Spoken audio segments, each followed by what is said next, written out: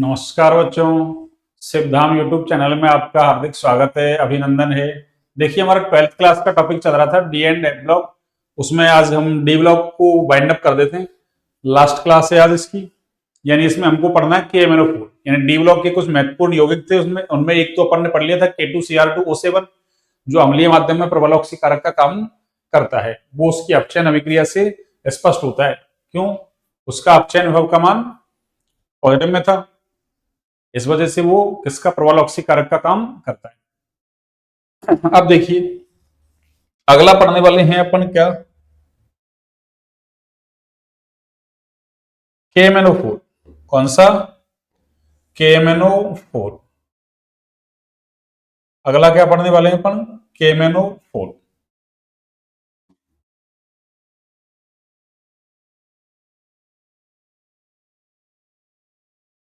हाँ जी, KMnO4 देखिए।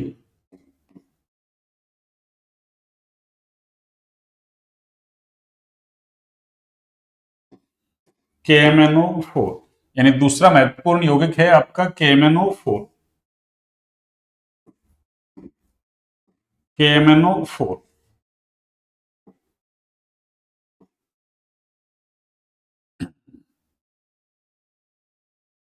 हाँ जी, देखिए, KMnO4 को हम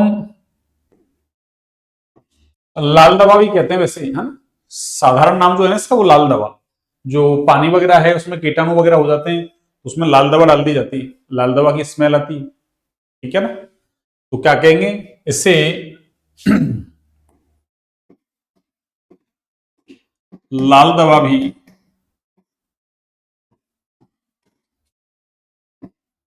कहा जाता है। कौन सी दवा? लाल दवा।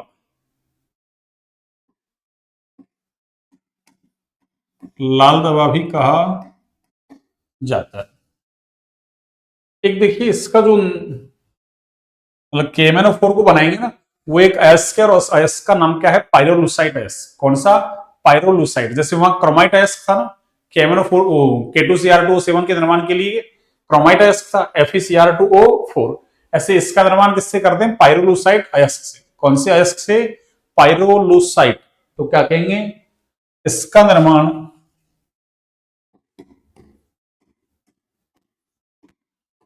इसका निर्माण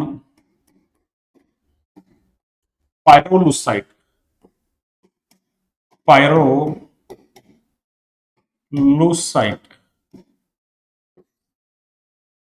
अयस्क से किया जाता है। पायरोलुसाइट अयस्क से किया जाता है। ठीक है ना। और कैसे करते हैं देखिए आप। सबसे पहले क्या करेंगे अपन? जो पायरोलुसाइट है उससे अपन K2MnO4 बनाएंगे। K2MnO4 का मतलब पोटेशियम मैंगनेट। तो क्या कहेंगे? पायरोलुसाइट का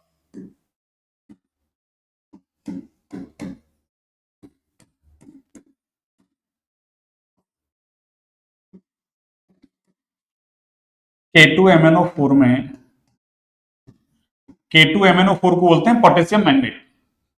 तो पोटेशियम मैंगनेट में परिवर्तन देखिए कैसे करेंगे, सुनिए आप।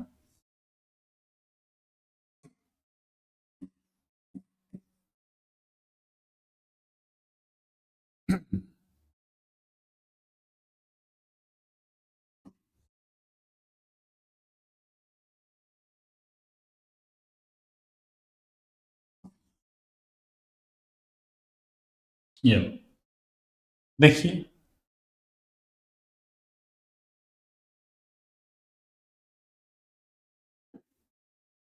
हाँ जी, देखिए क्या करेंगे। सबसे पहले पायरोलुसाइट एस को वायु या फिर KNO3 की उपस्थिति में KOH के साथ क्या करेंगे? फ्यूज करेंगे, संकलित करेंगे, जिससे वो क्या करेगा? और एक गाढ़े हरे रंग के K2MnO4 में परिवर्तित हो जाएगा। तो क्या कहेंगे अपन?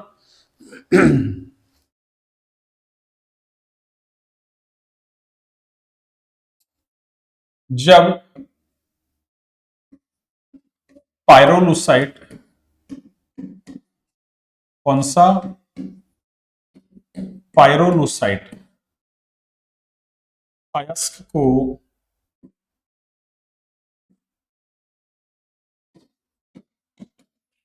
पायरोलुसाइट अयस्क को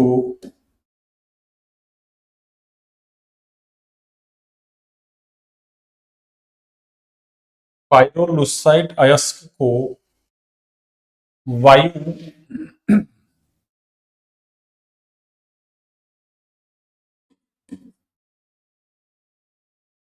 या KNO3 वायु या KNO3 पोटेशियम नाइट्रेट जैसे ऑक्सी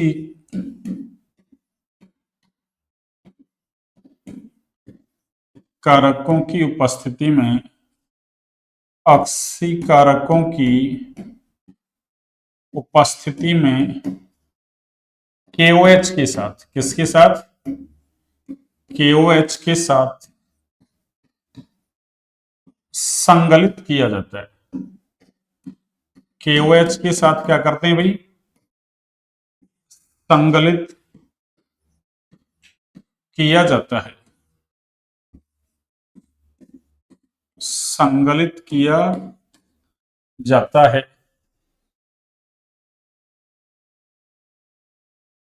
तो गाढ़े हरे रंग का गाढ़े हरे रंग का K2MnO4 बनता है ना। क्या बनता है भाई K2MnO4 बनता है। देखिए सबसे पहले देखो यहाँ ये जो टॉपिक चल रहा है ना ये थोड़ा रट्टा लगाने का है। अब इसको बनाने की विधि विधि ऐसे है ना कैसे कैसे बनाते हैं ना तो वो आपको ध्यान रखना है। देखिए सबसे पहले तो पायरोलुसाइट याद रखना है आप।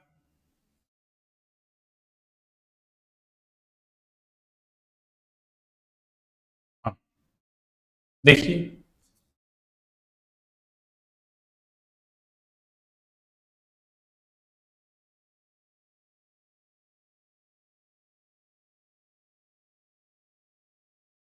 हाँ जी देखिए ये MnO2 जिसको पायरोलुसाइट कह रहे हैं अपन इसको किसके साथ KOH के साथ किसके साथ KOH के साथ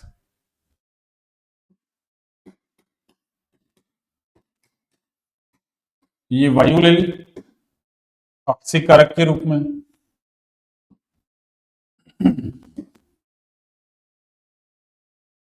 ठीक है ना। और KOH के साथ क्या करते हैं इसको फ्यूज करते हैं ना क्या करते हैं फ्यूज।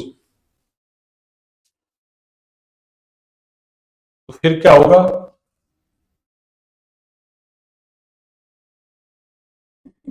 फ्यूज ये लो संगलन। तो इससे क्या होगा आपकी इससे बनेगा K2MnO4 एक तो K2MnO4 बन जाएगा ठीक है ना।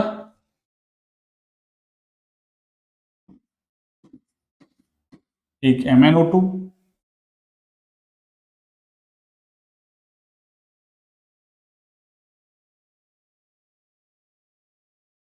K2MnO4 MnO2 नहीं बनेगा भैया ना ये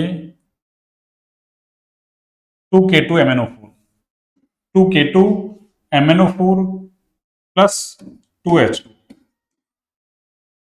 ठीक है ना। और ये क्या है अरे इसका नाम है पायरोलुसाइट। क्या नाम है पायरोलुसाइट। वैसे मैग्नीज का ऑक्साइड है ये और ये अयस्क कौन सा है पायरोलुसाइट ठीक है ना पायरोलुसाइट। अब देखिए सुनिए अब इसका नाम है पोटेशियम। अरे इसका नाम क्या है पोटेशियम मैग्नेट पोटेशियम मैग्नेट और ये कैसा है, गाढ़े हरे रंग का। अरे कैसा है ये, गाढ़े हरे रंग का, यानी ये गाढ़ा हरा है, गाढ़ा गाढ़ा और हरे रंग का। ये लो, ठीक है ना। तो सबसे पहला स्टेप यही है अपने का, कि इसको लाल दवा कहते हैं, इसका निर्माण इससे करते हैं। और पायरोलुसाइड अयस्क वायु या KNO3 जैसे ऑक्सीकारकों की उपस्थिति में का KOH के साथ संगलित करते हैं ना, तो फिर क्या होगा, गाढ़े हरे रंग का K2MnO4 बनता है। अब K2MnO4 को किसमें चेंज करेंगे अपन, अरे सेकंड जो स्टेप होगा ना, वो K2MnO4 को KMnO4 में क्या कर लेंगे अपन, चेंज। तो क्या कहेंगे, सेकंड स्टेप K2MnO4 का KMnO4 में परिवर्तन, K2MnO4 का KMnO4 में परिवर्तन। और ये KMnO4 ही क्या है, अरे ये ही हमारा क्या है, पोटेशियम परमैंगनेट यानी लाल दवा। इसी का ही नाम क्या है, लाल दवा।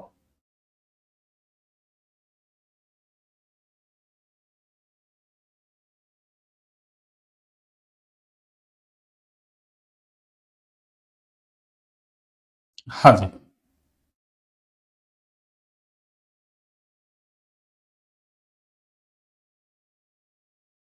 देखिए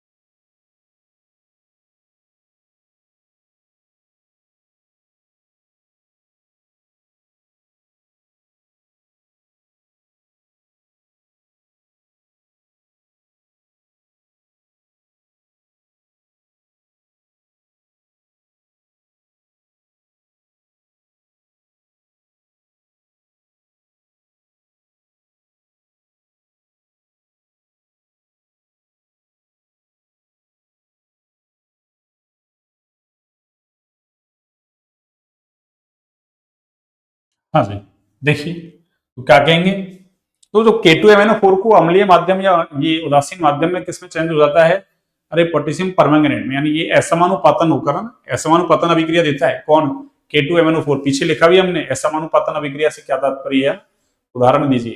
तो अपन ने उदाहरण भी दिया ना, जब कोई विशेष ऑक्सीकरण अवस्था अपने से निम्न वाली और उच्च वाली ऑक्सीकरण अवस्था से क्या होती है, कम स्थायी, तो वो असमानुपातिक विभाजन के द्वारा निम्न और उच्च ऑक्सीकरण अवस्था में परिवर्तित हो जाती है, जिससे क्या कहते हैं अपन, ऑक्सीकरण अवस्था का असमानुपातन। ठीक है ना, तो क्या कहेंगे अपन यहाँ,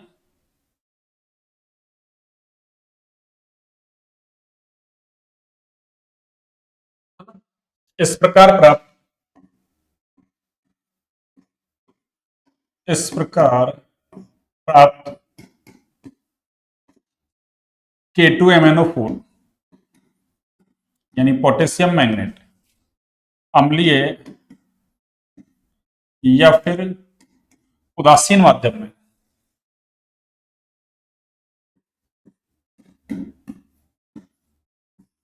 अम्लीय या फिर उदासीन माध्यम में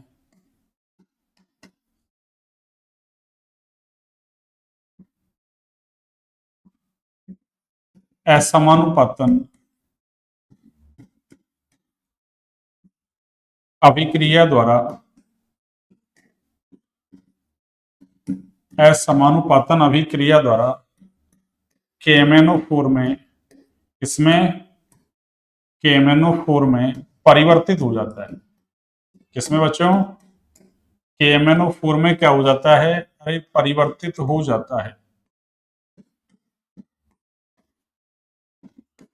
ये KMnO4 में क्या हो जाता है, ये परिवर्तित। ठीक है ना, कैसे, देखिए वही K2MnO4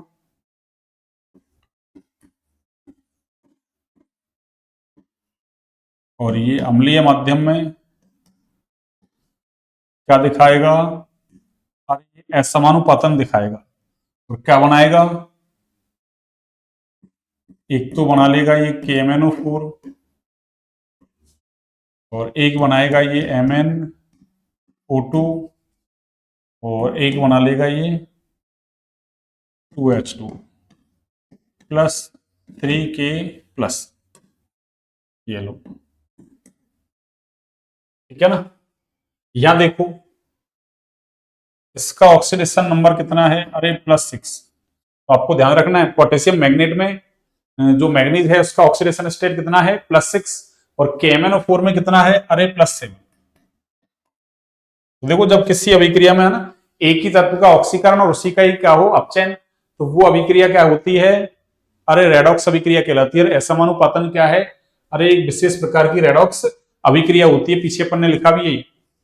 और यहां देखो इसका ऑक्सीडेशन स्टेट कितना है, प्लस का 4 और इसका +6। तो ये +6 जो ऑक्सीडेशन स्टेट है +4 और +7 की तुलना में कैसा है, कम स्थायी, इसलिए ये किसमें चेंज हो गया, +4 और +7 में चेंज हो गया भैया ना। अरे किसमें, +4 और +7 में क्या हो गया, चेंज हो गया, ठीक है ना। +4 और +7 में क्या हो गया, ये चेंज हो गया। और ये कैसा है, अरे ये बैंगनी रंग का होता है। वैसे इसका नाम क्या है, पोटेशियम परमैंगनेट। ये तो आपको पता ही है ना, अरे यही तो पढ़ रहे हैं हम, ये तो छोटी क्लासों में बच्चे जानते हैं। पोटेशियम परमैंगनेट, इसको लाल दवा भी कहते हैं। और ये कैसे रंग का होता है, अरे ये हरे रंग का होता है भैया। हरा क्या, बैंगनी, बैंगनी सॉरी बैंगनी, हरे रंग का वो है ना गाढ़ा हरा, ये कैसा है, बैंगनी। आपकी एनसीईआरटी में लिख भी रखा है बैंगनी, या ऑलमोस्ट है ना ब्लैक, ब्लैक काला लिख रखा है, देखो एनसीईआरटी में है ये कि ये कैसे रंग का है।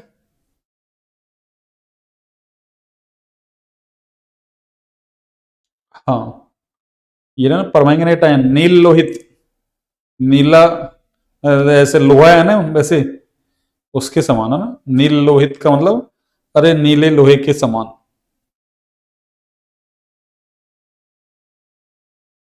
और इसने ऑलमोस्ट ब्लैक एक जगह लिखा भी है कहीं, हाँ ये रहा ना, पोटेशियम परमैंगनेट गहरे बैंगनी या लगभग काला, ठीक है ना। बैंगनी भी कह सकता है आपसे, या फिर ऑलमोस्ट ब्लैक, लगभग काला, ऑलमोस्ट का मतलब लगभग, ठीक है ना। चलिए तो ये बन गया अपना क्या, KMnO4। एक बार दोबारा देख लीजिए,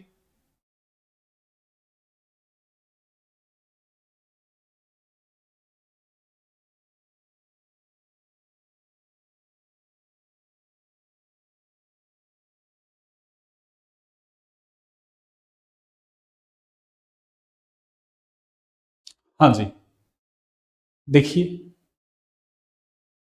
तो सबसे पहले तो KMnO4 को लाल दवा कहते हैं, ये सवाल इंपॉर्टेंट है, यहां से देखिए कौन सा, ये वाला,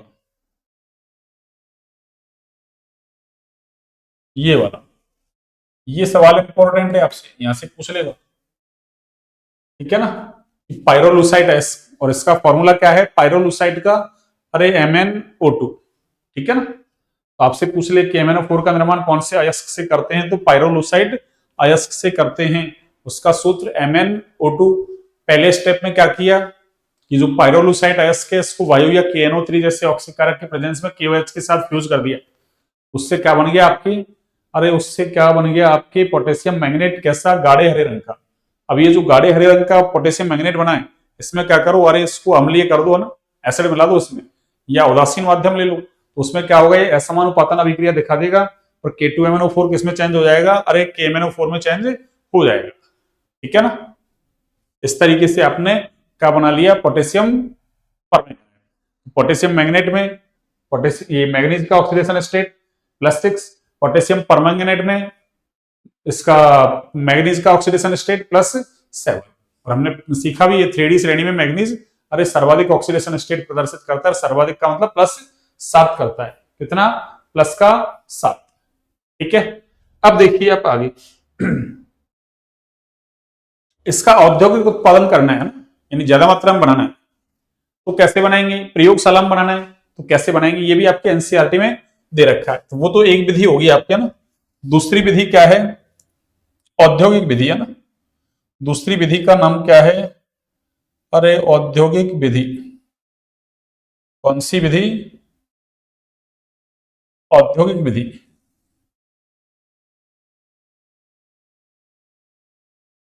दूसरी विधि है आपकी औद्योगिक विधि। हाँ जी, औद्योगिक विधि।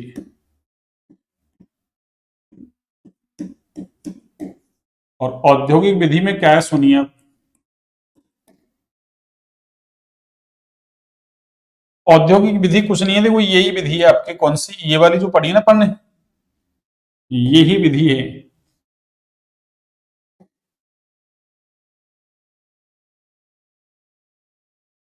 यही विधि है, औद्योगिक विधि में कुछ नहीं है ज्यादा। तो औद्योगिक विधि में क्या कर रहा है ये सुनिए आप। देखिए औद्योगिक विधि में क्या कर रहा है ये, कुछ नहीं, वही पायरोलुसाइट अयस्क ले रहा है, वही इसको KOH के साथ संगलित कर रहा है, फ्यूज, ठीक है ना, वही वायु या KNO3 की प्रेजेंस में। तो उससे क्या होगा, वो K2MnO4 में चेंज हो जाएगा। और K2MnO4 के अंदर मैग्नीज कैसा है, अरे +6 ऑक्सीडेशन स्टेट में है। फिर इसका क्या करवा रहा है, ये विद्युत अपघटनी ऑक्सीकरण करवा रहा है, यानी विद्युत अपघटन करवा रहा है, उसके द्वारा ऑक्सीकरण करवा रहा है इसका, यानी +6 से +7 में उसको चेंज कर रहा है। अरे विद्युत अपघटनी का मतलब क्या है, जैसे विद्युत अपघटन नहीं करवा देंगे अपन, तो जैसे मैग्नीज 6 वाला है K2MnO4, इसका सॉल्यूशन ले लिया, धातु के 2 इलेक्ट्रॉन लगा दिए, बैटरी से जोड़ दिया, उससे क्या होगा, अरे कैटायन जाएगा कैथोड पर, एनायन जाएगा एनोड पर। तो इस तरीके से इसका क्या करवा रहा है ये, अरे ऑक्सीडेशन करवा रहा है, ठीक है ना, इस तरीके से क्या करवा रहा है, इसका ऑक्सीकरण करवा रहा है। तो क्या लिख देंगे अपन, औद्योगिक स्तर पर इसका उत्पादन क्या करवा रहा है, ये देखो वही MnO2 ले रहा है, क्या ले रहा है, अरे MnO2 ले रहा है, और इसको क्या कर रहा है, वही KOH के साथ संगलित कर रहा है, ठीक है ना। ये लो, ये ले लेते हैं अपन KOH, और साथ में मान लो, अरे ये एयर ले ली, वायु, या KNO3 ले लो, इसके साथ क्या कर रहा है, ये फ्यूज कर रहा है, इसको गला रहा है, पिघला रहा है इसको ना। तो KOH के साथ संगलन, वायु या KNO3 के साथ ऑक्सीकरण, ठीक है ना। तो उससे क्या होगा ये, अरे उससे क्या होगा, ये K2MnO4 में चेंज हो जाएगा ना, किसमें, K2MnO4। अब K2MnO4, तो देखो इसका काउंटर आयन जो है ना, अरे KMnO4 ऐसे K प्लस MnO4 माइनस में टूट जाएगा, जैसे K2MnO4 किसमें टूटेगा, 2K प्लस MnO4 माइनस 2। आप चाहें तो K2MnO4 भी लिख सकते हैं। और उसके बाद क्या करवा रहा है ये, K2MnO4 का क्षारीय विलयन में वैद्युत अपघटनी ऑक्सीकरण करवा रहा है, यानी ये जो बन रहा है ना आपका, अरे ये, तो MnO4 माइनस 2, इसका कौन से विलयन में, अरे क्षारीय विलयन में, यानी कोई क्षार ले लिया, क्षारीय विलयन। और वैसे तो अरे क्षार तो चल ही रहा है ना, KOH क्षार है ना, तो क्षारीय विलयन में क्या करवा रहा है ये इसका, अरे विद्युत अपघटनी ऑक्सीकरण। कौन सा, विद्युत अपघटनी ऑक्सीकरण। अरे विद्युत अपघटनी क्या करवा रहा है, ऑक्सीकरण करवा रहा है ना, यानी विद्युत अपघटन के द्वारा ऑक्सीकरण, विद्युत अपघटनी ऑक्सीकरण का मतलब ये है ना। और उससे ये किसमें चेंज हो जाएगा, MnO4 माइनस आयन में, ठीक है ना। और इसको हम क्या बोलते हैं, देखिए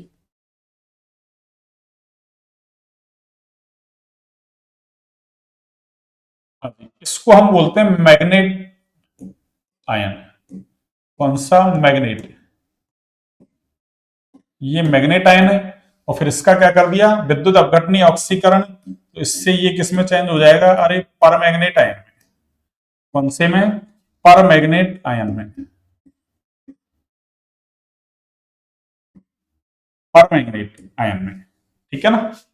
और यहां देखो इसका ऑक्सीडेशन स्टेट कितना है, अरे +6, कितना है भाई, +6, ये लो, और यहां कितना है इसका, +7।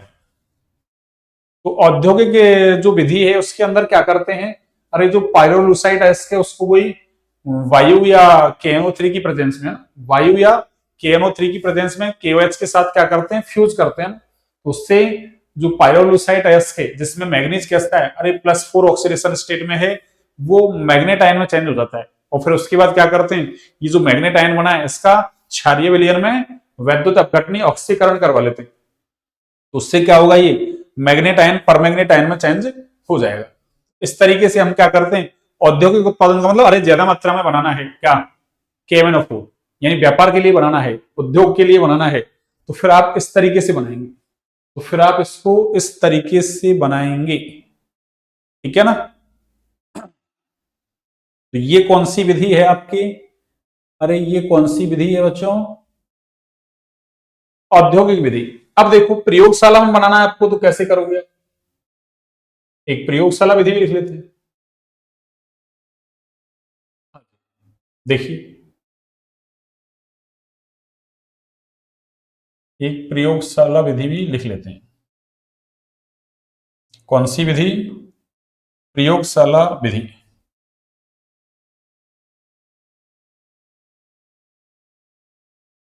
हाँ जी,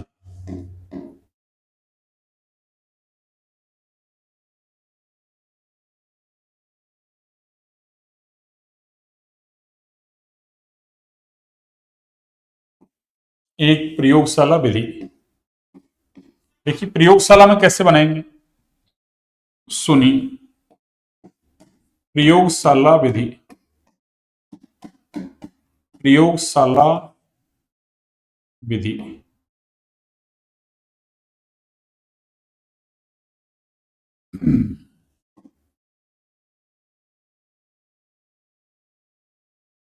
प्रयोगशाला विधि,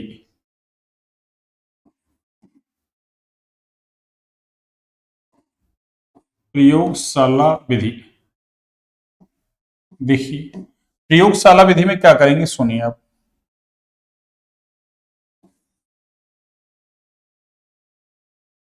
हाँ जी,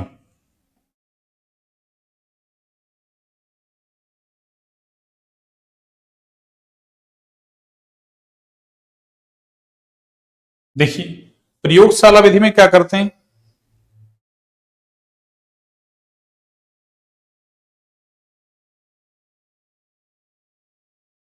है ना, यानी प्रयोगशाला में क्या करते हैं भाई, जो मैग्नीज आयन है ना, मैग्नीज आयन है, उसका मतलब सेकंड ऑक्सीडेशन स्टेट में उसका लवण लेते हैं ना, यानी मैग्नीज सेकंड लवण का परऑक्सोडाई सल्फेट लेते हैं ना, यानी एक अपन पढ़ते हैं परऑक्सोडाई सल्फ्यूरिक एसिड, तो उससे क्या होगा, उसका आयन बनेगा परऑक्सोडाई सल्फेट, उसके द्वारा ऑक्सीकरण करवा लेते हैं ना। तो अपन क्या कहेंगे कि इस विधि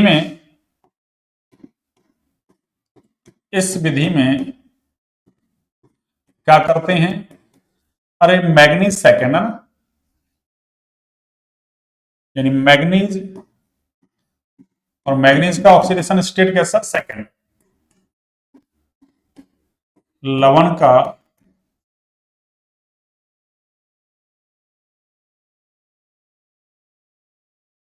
परऑक्सो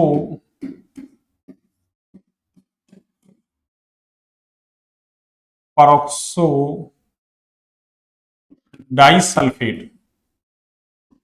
परऑक्सोडाई सल्फेट द्वारा इस विधि में मैग्नीज सेकंड लवण का परऑक्सोडाई सल्फेट द्वारा ऑक्सीकरण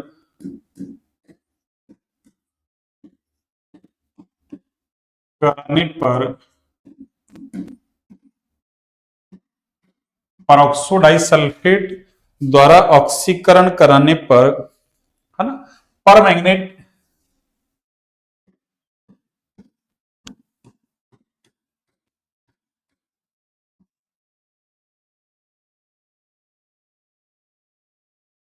बनता है, क्या बनता है भाई, पर मैग्नेट बनता है। देखिए सुनिए, ये तो क्या है, मैग्नीज सेकंड लेवल ले लो कोई, जैसे मान लो अपन ने ले रखा है क्या, Mn+2 ले लिया, चलो ठीक है ना, मैग्नीज सेकंड का कोई लवण है, जैसे Mn+2 ले लिया अपन ने, ठीक है ना। अरे मैग्नीज सेकंड से मतलब जैसे मान लो MnSO4 ले लो, तो मैग्नीज का लवणित है, मैग्नीज सल्फेट, MnCl2 ले लो, मैग्नीज का क्लोराइड है, तो कोई भी ले लिया उसमें मैग्नीज +2 ऑक्सीडेशन स्टेट में होना चाहिए, ठीक है ना। अब इसका ऑक्सीडेशन किससे करवा रहे हैं अपन, परऑक्सो डाइसल्फेट से, ये लो 5H2O8 - 2, इसको बोलते हैं परऑक्सो डाइसल्फ्यूरिक एसिड, उससे H+ निकलेंगे दो, तो H2O8, जैसे H2H2O8 को क्या बोलते हैं, peroxo disulphuric acid. 11th class में था ये, ऑक्सीडेशन स्टेट वगैरह निकालते हैं तब, ठीक है ना। तो उससे 2H निकल गए, तो H2O8 - 2, तो ये क्या है, परऑक्सो डाइसल्फेट, यानी उससे जो अरे एसिड H+ देता है उसके बाद कॉन्जुगेट बेस बनता है ना, उस कॉन्जुगेट बेस का नाम ही परऑक्सो डाइसल्फेट, ठीक है ना। इसका मतलब इसमें परऑक्साइड बॉन्ड है, और ये H2O ले लिए, ठीक है ना। तो इससे क्या बनेगा, देखिए इससे बनेगा आपके 2MnO4 minus plus 10SO4 - 2 plus 16, अरे H+। अब की सर ये तो मैग्नेट आयन बनाए, अरे काउंटर आयन पोटेशियम आके जुड़ जाएगा इसमें, अरे KOH से अभिक्रिया करवा दो ये लोग, तो क्या होगा, पोटेशियम आ जाएगा ना अपने आप। तो इसका नाम क्या है, देखिए सुनिए, इसका नाम तो है परऑक्सो डाइसल्फेट, परऑक्सो डाई, अरे सल्फेट का नाम है इसका परऑक्सो डाइसल्फेट। और ये क्या है, अरे ये मैग्नीज लवण है, ये क्या है, मैग्नीज लवण। कि सर H2O क्यों लिया है, अरे जो अभिक्रिया होती है वो विलयन अवस्था में होती है, ये लवण है, जल में घोल लिया, इससे इसका क्या करवा लिया, ऑक्सीकरण करवा लिया, ये ऑक्सीकारक का काम करता है, तो इससे ये क्या बन गया, अरे ये परमैंगनेट आयन बन गया। कौन सा आयन, परमैंगनेट आयन, ठीक है ना। ये लो, कौन सा आयन बन गया, ये परमैंगनेट आयन, ठीक है ना। तो एक तो ये बात याद रखनी है, एक तो ये बात आपको याद रखनी है इतनी, ये लो,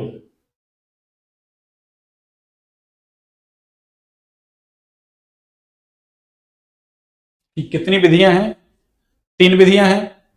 एक तो अपन ने वैसे बनाया था पाइरोलुसाइट से, और दूसरी औद्योगिक उत्पादन की विधि है, और तीसरी प्रयोगशाला में लैब में कैसे बनाएंगे, तो लैब में ऐसे बनाएंगे ना, लैब मेथड। तो आपसे कोई सा पूछ ले कि भाई ये मेथड कौन सा है, तो आपको ध्यान रखना है ना, ठीक है भाई। अरे ठीक है क्या,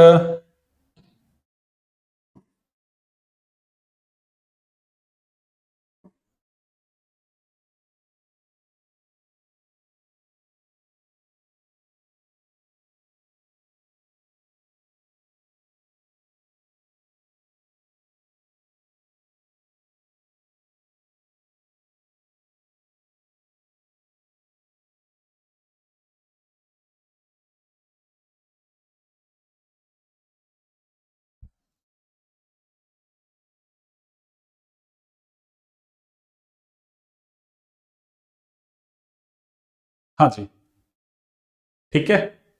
चलिए अब देखिए इसके कुछ गुण देखते हैं। अब गुणों में देखो, एक तो अपन ने देख लिया कि पोटेशियम मैग्नेट है, वो तो कैसा है, गाढ़े हरे रंग का है, और ये कैसा है, पोटेशियम परमैंगनेट, बैंगनी या ऑलमोस्ट ब्लैक, यानी लगभग काला। दूसरा, पोटेशियम मैग्नेट का जो पोटेशियम मैग्नेट है उसके अंदर मैग्नीज का, या आपसे ऐसे पूछ ले मैग्नेट आयन और परमैंगनेट आयन एक ही बात है, आयन पूछिए तो पोटेशियम को हटा दो बस, पोटेशियम मैग्नेट पोटेशियम परमैंगनेट पूछिए, पोटेशियम लगा दो, उसमें 2 पोटेशियम है K2MnO4, और इसमें एक ही KMnO4। पूछ ले आपसे पोटेशियम मैग्नेट में मैग्नीज का ऑक्सीडेशन स्टेट +6, इसका +7, तो ये भी चतुष्फलकीय है, ये भी कैसा है, चतुष्फलकीय है, दोनों ही कैसे हैं, चतुष्फलकीय। लेकिन पोटेशियम मैग्नेट में मैग्नीज का ऑक्सीडेशन स्टेट +6 है, जबकि उसका +7, +7 का मतलब देखो मैग्नीज का जो इलेक्ट्रॉनिक विन्यास है वो 3d5 4s2, इसका मतलब +7 का मतलब 7 के 7 इलेक्ट्रॉन निकल गए, 2 s वाले और 5 d वाले, जबकि इसमें +6 है, इसका मतलब 2 s वाले निकल गए, और डी में से कितने निकलेंगे, 4, इसका मतलब डी में एक अयुग्मित इलेक्ट्रॉन पाया जाएगा। इस वजह से पोटेशियम मैग्नेट कैसा होता है, अरे अनुचुंबकीय प्रकृति का होता है, ध्यान रखें। और इसका अनुचुंबकीय गुण है वो ताप पर निर्भर करता है, ठीक है ना। दुर्बल अनुचुंबकीय, क्यों, एक ही इलेक्ट्रॉन है ना, तो दुर्बल अनुचुंबकीय तो है, और इसका अनुचुंबकीय गुण किस पे निर्भर करता है, ताप पर। जबकि पोटेशियम परमैंगनेट कैसा है, अरे पोटेशियम परमैंगनेट या कह दो परमैंगनेट आयन के है, वो कैसा है आपके प्रति चुंबकीय, क्यों? वहां कोई अयुग्मित इलेक्ट्रॉन नहीं पाया जा रहा। तो आपसे ऐसा सवाल पूछ सकता है कि मैग्नेट आयन अनुचुंबकीय जबकि परमैंगनेट आयन कैसा है? प्रति चुंबकीय। तो क्या कहोगे आप? मैग्नेट आयन में मैग्नीज का ऑक्सीडेशन स्टेट +6 से अतः इसमें एक अयुग्मित इलेक्ट्रॉन पाया जाता है, कहां? डी कक्षक में। जबकि परमैंगनेट आयन के अंदर कोई अयुग्मित इलेक्ट्रॉन नहीं पाया जाता, इसलिए वो प्रतिचुंबकीय। ये कैसा? अनुचुंबकीय। और इसके अनुचुंबकीय गुण किस पे निर्भर करते हैं? अरे ताप पर निर्भर करते हैं। इतनी सारी बातें आपको समझ में आ गई? अरे इतनी सारी बातें आपको समझ में आ गई? देखिए इनको लिखते हैं अपन, है ना, इनको अपन लिखते हैं। और कैसे लिखेंगे देखो, सुनिए।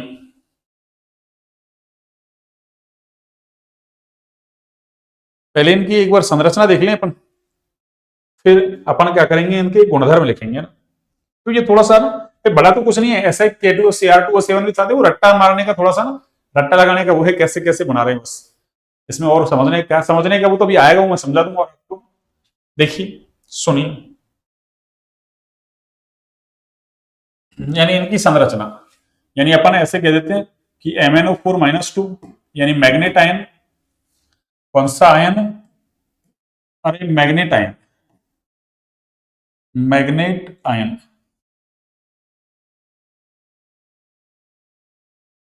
Manganate ion. अरे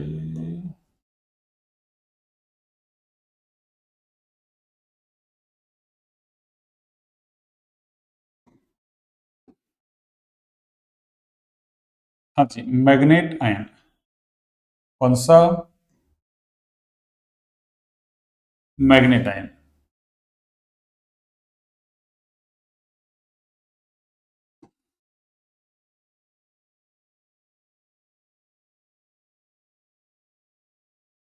यानी मैग्नेट तथा परमैंगनेट मीन्स MnO4- की संरचना, की संरचना।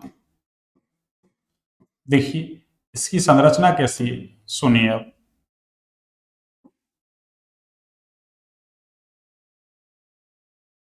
देखिए दोनों की चतुष्फलकीय संरचना है भैया, दोनों की कैसी संरचना है? अरे चतुष्फलकीय संरचना है। और इसको बनाते हैं, देखिए कैसे, सुनिए आप। जैसे ये MnO4- है, ठीक है ना, ये लो।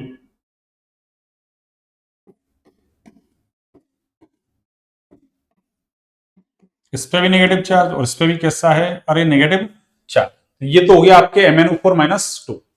और एक कौन सा है देखो, अरे MnO4-, ये लो। वही चतुष्फलकीय हैं दोनों ही।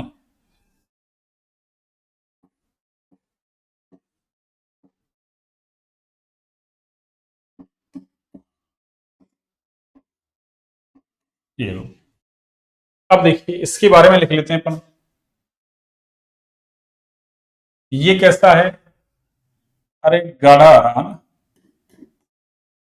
गाढ़ा हरा।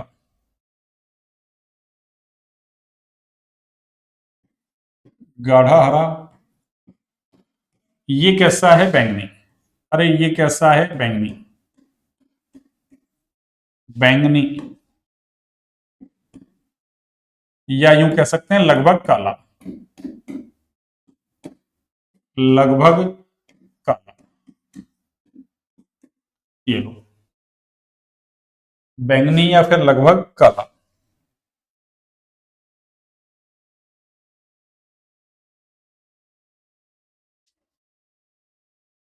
लगभग काला, बैंगनी या फिर लगभग काला। एक देखिए आप, दूसरा,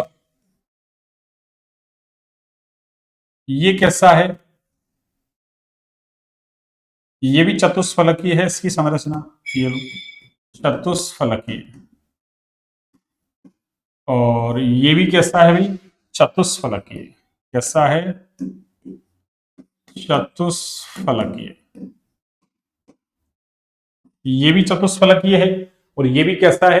चतुष्फलकीय। आगे देखिए आप, ये कैसा है? अनुचुंबकीय। कैसा है? अनुचुंबकीय प्रकृति का। जबकि ये कैसा है आपकी, अरे प्रतिचुंबकीय। ये कैसा है बच्चों, प्रतिचुंबकीय। ये आपकी प्रतिचुंबकीय हो गया ना।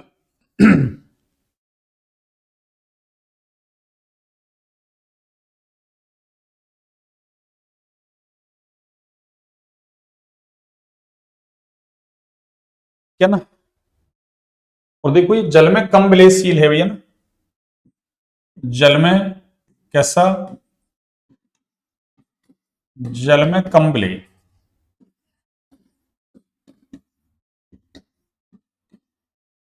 जल में कैसे होते हैं भैया, कम विलेय होते हैं ना।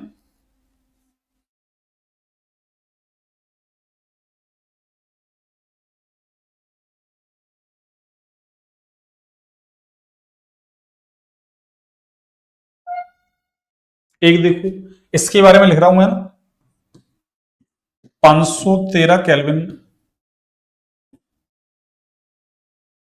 कितना, 513 केल्विन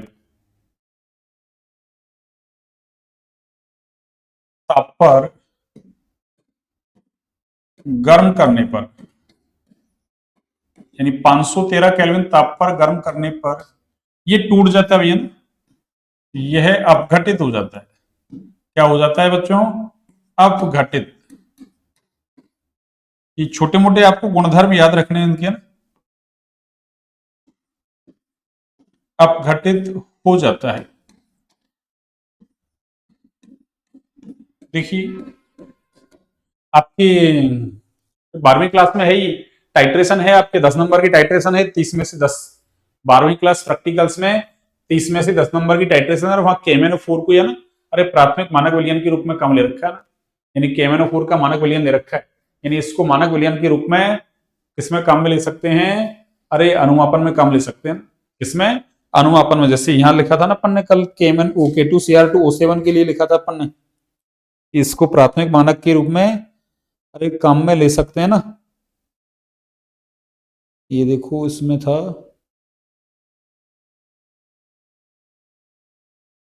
ये इसका उपयोग आयतन मितीय विश्लेषण में प्राथमिक मानक के रूप में किया जाता है। तो अपन चाहे तो यहां भी लिख सकते हैं इसके बारे में। देखो इसके बारे में क्या लिख सकते हैं,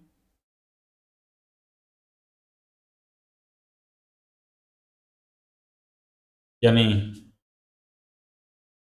ऐसे लिख सकते हैं, इसका उपयोग,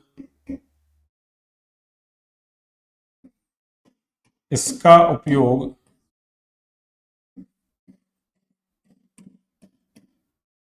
आयतन मितीय, आयतन मितीय विश्लेषण में,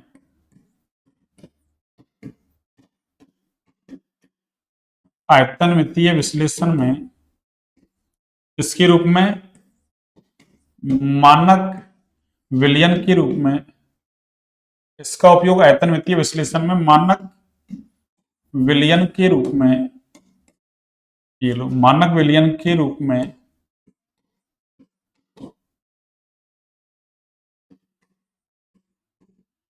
किया जाता है। ठीक है ना, किया जाता है।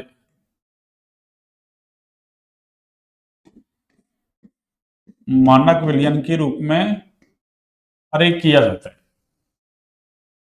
अब देखिए सुनिए आप काम की बात,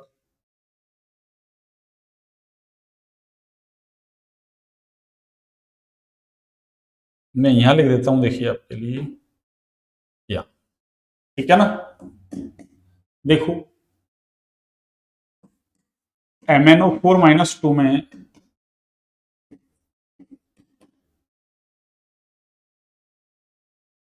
अयुग्मित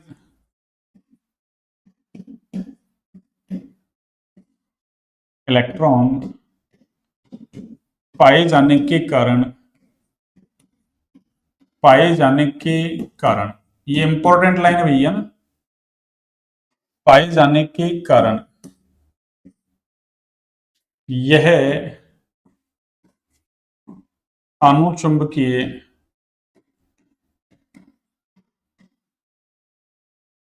प्रकृति का होता है। कौन सी प्रकृति का? अरे अनुचुंबकीय प्रकृति का होता है।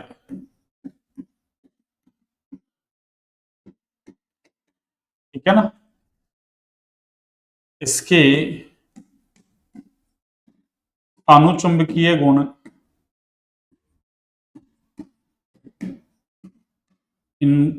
इसके अनुचुंबकीय गुण इस पर, अरे ताप पर निर्भर करते हैं। इसके अनुचुंबकीय गुण ताप पर निर्भर करते हैं। ताप पर निर्भर करते हैं। इस पर ताप पर निर्भर करते हैं। इसके अनुचुंबकीय गुण ताप पर निर्भर करते हैं।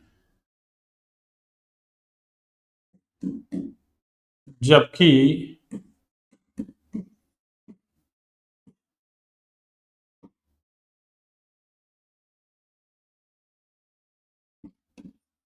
MnO4 minus means permanganate ion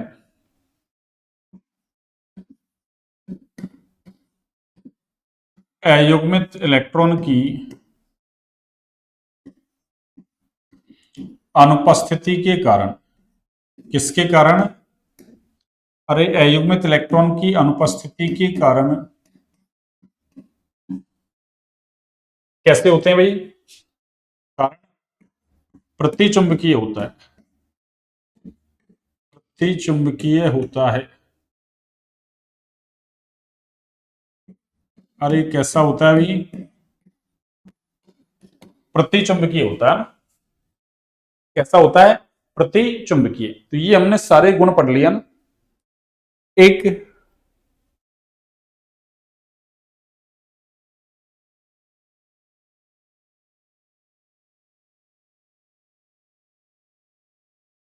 चलिए, इतना आपको याद रखना है। इतना आपको याद रखना है।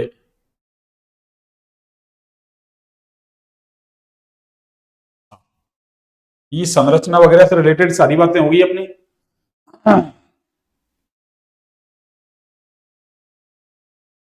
ठीक है ना। ये संरचना से रिलेटेड सारी बातें होगी। अब देखिए,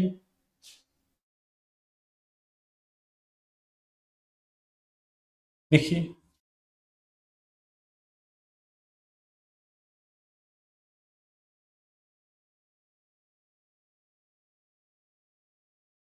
देखिए सुनिए, KMnO4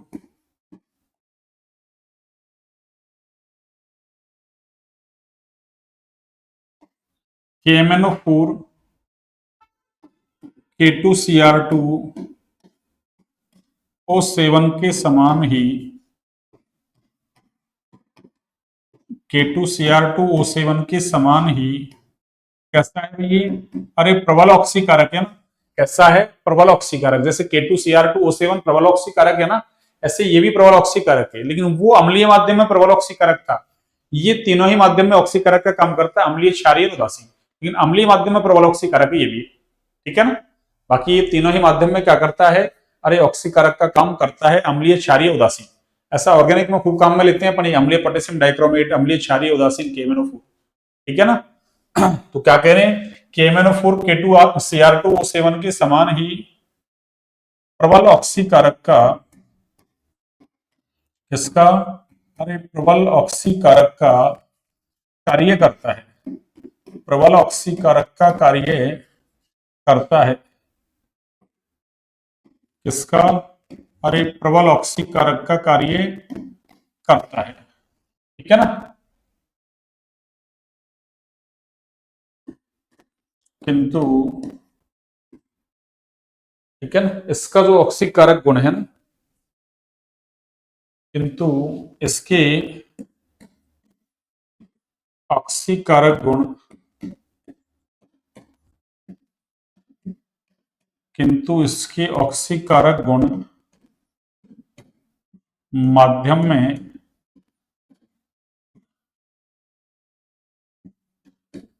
H+ की सांद्रता पर निर्भर करते हैं।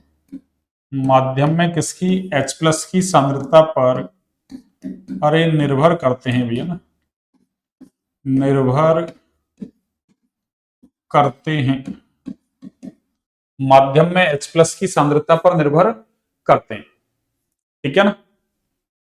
आगे देखिए, जैसे अम्लीय माध्यम की बात करें अपन, कौन से माध्यम की, अरे अम्लीय माध्यम की बात करें तो देखो, अम्लीय माध्यम में ये अभिक्रिया देगा ऐसे, अरे अम्लीय माध्यम में ये वाली अभिक्रिया दे देगा ये ऐसे, देखो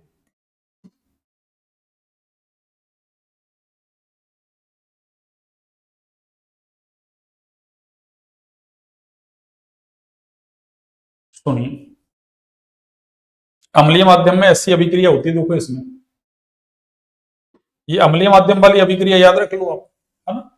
जैसे अपन ने K2Cr2O7 वाली अभिक्रिया याद रखी थी ना, अरे K2Cr2O7 वाली अभिक्रिया थी अम्लीय माध्यम में, वो क्या करता है, वहां Cr2O7 minus 2 plus 16H plus था, उससे 2Cr प्लस 3 प्लस 7H2 ऐसे बनाया था अपन ने, और वहां इलेक्ट्रॉन निकाले थे ना, Cr प्लस 3 था ना, प्लस मतलब 3, तो 3 इलेक्ट्रॉन अपन ने बाहर कर दिए थे ना, कितने, 3 इलेक्ट्रॉन। तो ऐसे इसको याद रख लो आप, MnO4 minus plus 8H plus plus 5 electron. तो जब भी आपको अम्लीय माध्यम में अभिक्रिया बैलेंस करने की जरूरत पड़ेगी ना, तो आपको एक अभिक्रिया तो पहले से ही याद है, बस दूसरी अभिक्रिया तो आपको लिखनी है। ठीक है ना, दूसरी अभिक्रिया ही आपको लिखनी है। तो इससे क्या होगा, ये अरे ये Mn+2 प्लस 4H2, कितना, 4H2O, और इस अभिक्रिया का जो मानक अपचयन विभव है ना भी, अरे वो +7 से, इस अभिक्रिया का जो मानक अपचयन विभव है MnO4 माइनस मीन्स, अरे Mn+7 से किसमें चेंज हो रहा है, ये Mn+2 में। तो वो जो वैल्यू है आपकी वो कितनी है, अरे ये वैल्यू है आपके प्लस का 1.58 वोल्ट, कितनी है, प्लस का 1.58 नहीं, सॉरी है ना, 52, प्लस का 1.52 वोल्ट, ये लो प्लस का 1.52, अरे वोल्ट कितनी है, प्लस का 1.52 वोल्ट। ठीक है ना, और देखो प्लस में है ना, अरे मानक अपचयन विभव का मान है वो पॉजिटिव में है, और पॉजिटिव में भी खूब है ना, 1.5 से ज्यादा, किसमें, अम्लीय माध्यम में। और हमको पता है जब मानक अपचयन विभव या कहे तो मानक इलेक्ट्रॉन विभव पॉजिटिव में होता है तो वो प्रबल ऑक्सीकारक का काम ही करता है ना। तो अम्लीय माध्यम में प्रबल ऑक्सीकारक का काम करता है कौन, KMnO4, वो इसकी इस अरे अर्ध अपचयन अभिक्रिया से क्या हो रहा है, स्पष्ट हो रहा है ना। अर्ध का मतलब आधी है, अरे अपचयन हो रहा है यहाँ, क्यों, +7 से किसमें जा रहा है, ये +2 में जा रहा है, अपचयनित हो रहा है। तो हम रेडॉक्स समीकरणों को संतुलित ऐसे करते हैं, एक अपचयन दूसरी ऑक्सीकरण, अपचयन तो ये पहले से फिक्स है, दूसरी ऑक्सीकरण होगी, क्यों, अरे खुद का अपचयन तो सामने वाले का ऑक्सीकरण करेगा तभी तो ऑक्सीकारक है, बस तो दूसरी अभिक्रिया याद रख लेंगे अपन अम्लीय माध्यम में। अब देखो ये क्या करता है, सुनिए आप, ये क्या करता है, सुनिए, देखो मैं आपको यहां लिख रहा हूं ना कि ये करेगा क्या, अरे ये करेगा क्या, तो देखिए अम्लीय माध्यम में क्या करता है, सुनिए आप, अम्लीय माध्यम में जो अभिक्रियाएं दे रखी है ना आपकी,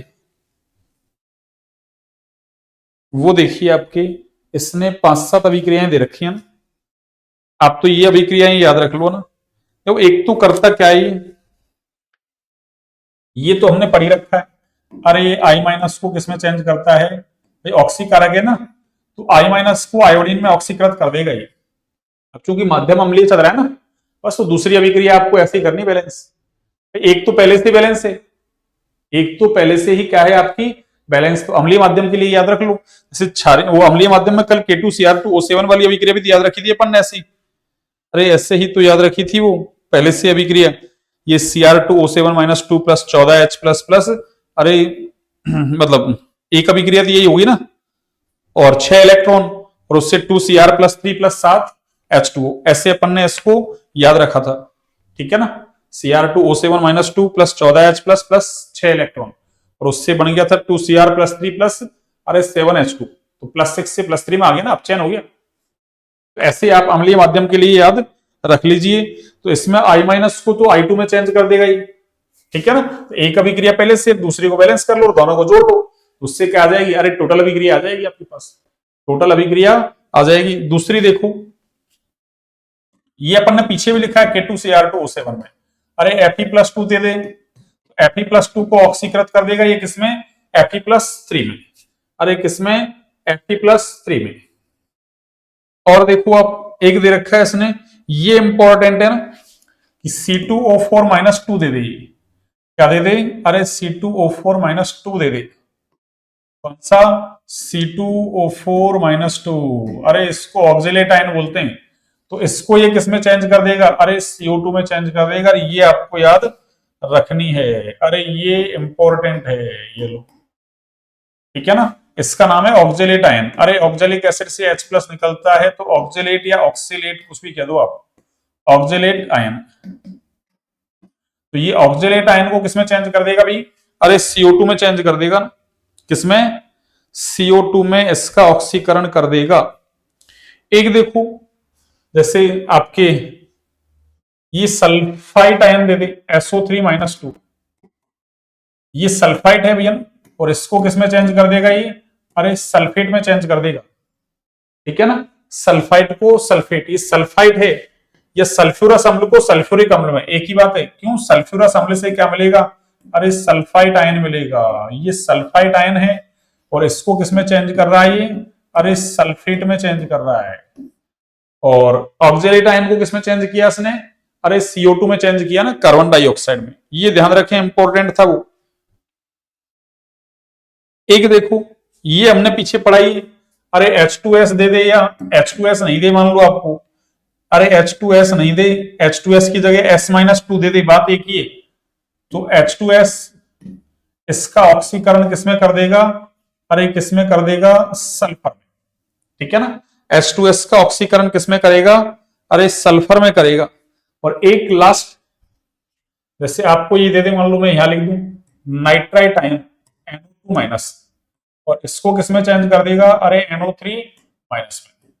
और कोई सा भी दे दे आपको, जैसे मान लो Cu+ दे दिया, उसको Cu+2 में चेंज कर देगा, या Cu दे दे उसको Cu+2 में चेंज कर दे। तो पीछे लिखी थी ना अपन ने K2Cr2O7 में, वो अभिक्रिया भी काम आ सकती है। आपको इंपॉर्टेंट कौन सी है, अरे इंपॉर्टेंट अभिक्रिया ये है, कौन सी, ये अलग हटके है, ये नई अभिक्रिया ये नहीं है। यानी ऑक्सिलेट आयन को किसमें चेंज कर देगा ये, अरे CO2 में चेंज कर देगा, किसमें, CO2 में। क्यों, ऑक्सिलेट के अंदर कार्बन का ऑक्सीडेशन स्टेट +3 है, उसमें +4 है, किसमें, CO2 में, ठीक है ना। तो ये आपको अभिक्रियाएं याद रखनी है, यही दे रखी है आपकी, ठीक है ना। आगे तो क्या होगा, अरे दो अभिक्रियाएं, जैसे मान लो मैं इसको देखो शॉर्ट में आपको उस K2Cr2O7 की तरह समझा देता हूं, कैसे, सुनना, सुनिए, देखिए क्या, देखना भाई। अरे ये ऐसे दे दे, मान लो जैसे अपन को, मान लो इसने ये कोई, अरे X कोई है ना, क्या है, कोई कंपाउंड है X मान लो, जैसे इनमें से कोई सा भी हो सकता है, या कोई आयन हो सकता है, जैसे ये I- हो सकता है, या Fe+2 हो सकता है, या C2O4-2 हो सकता है, ये H2S कुछ भी हो सकता है इनमें से, ठीक है, इनके अलावा भी हो सकता है। पर आपको तो ना, अरे NCERT में दे रखे हैं, तो उससे बाहर क्या पूछेगा, आपको तो यही याद रखना है कि इन 6 में से कोई सा आएगा अम्लीय माध्यम में। तो आपको एक अभिक्रिया पहले से फिक्स याद रखनी है। मैं एक अभिक्रिया को बैलेंस करके बता दूंगा आपको, ठीक है ना, इनमें से एक को बैलेंस करके बता दूंगा आपको, ठीक है ना। एक मिनट, आज देखो इस KMnO4 को निपटा के रखना है ना, क्यों, ये जिससे D ब्लॉक वाला हिसाब किताब ही खत्म हो जाए आपके ना, क्यों थोड़ा सा टाइम और लगेगा।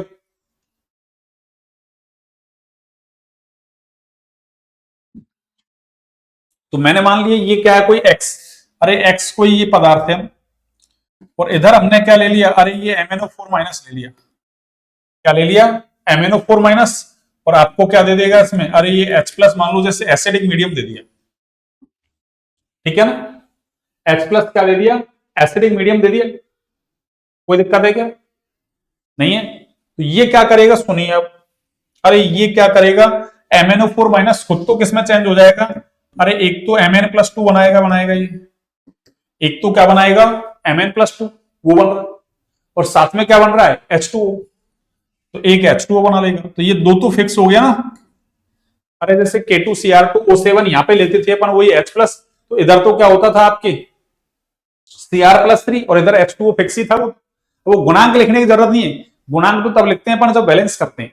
और आपसे ऐसे पूछ ले सिंपली कि MnO4 माइनस दिया, ये दिया, मान लो ये कुछ भी दे दे और पूछ ले इधर क्या बनेगा, नहीं आया समझ। अरे जैसे मान लो आपको दे दिया ऐसे H2S दे दिया और साथ में क्या लिखा है इसने MnO4 माइनस, अब कोई जरूरी नहीं प्लस H प्लस लिखे, इस तीर के ऊपर भी लिख सकता है प्लस H, ठीक है ना। और पूछ ले आगे क्या बनेगा, अरे ऐसे आगे क्या बनेगा ऐसे पूछ ले, तो क्या करोगे आप, आगे क्या बनाओगे, अरे इधर Mn+2 फिक्स है, H2O फिक्स है, और बस इस सामने वाले का ऑक्सीकरण कर दो आप। अरे सामने वाले का क्या कर दो, ऑक्सीकरण कर दो। ये जो भी कंपाउंड दे, आयन दे, उसका क्या कर दो, अरे आप ऑक्सीकरण कर दो। तो ये लो, ये ऑक्सीकरण हो गया, ठीक है ना। ये क्या हो गया, अरे ऑक्सीकरण हो गया इसका, इस कंपाउंड का, इस कंपाउंड का। अब जैसे मान लो ये H2S होता तो मैं यहां क्या लिख देता, सल्फर लिख देता बस। जैसे वहां NO2 माइनस होता तो मैं क्या लिख देता, NO3 माइनस। मान लो मुझे ऑक्सीलेट आयन दे देता यहां, तो मैं यहां क्या लिख देता, अरे CO2 लिख देता। बस यही तो काम करना है आपको, यही तो काम करना है आपको। अब देखो मैं एक को बैलेंस करके बता दूं, इसको, ठीक है ना, इसको मैं बैलेंस करके बता रहा हूं आपको। देखो जैसे मान लो आपको सवाल ऐसे दे दे, कैसे, इससे अपना ये तो निपट जाए। हाँ,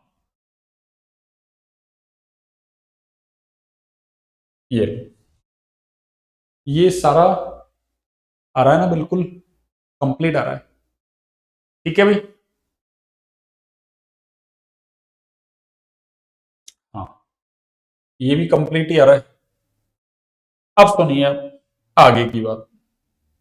जैसे मान लो, अरे आपको क्वेश्चन ऐसे दे दिया, आपको ऐसे क्वेश्चन दे दिया, मान लो कैसे, ऐसे दे दिया ये क्वेश्चन, और कह दे भैया कि ये तो C2O4-2 है, और ठीक है ना, और इधर क्या दे दिया आपको, मान लो अरे ये MnO4 माइनस परमानेंट आयन, और कह दे ये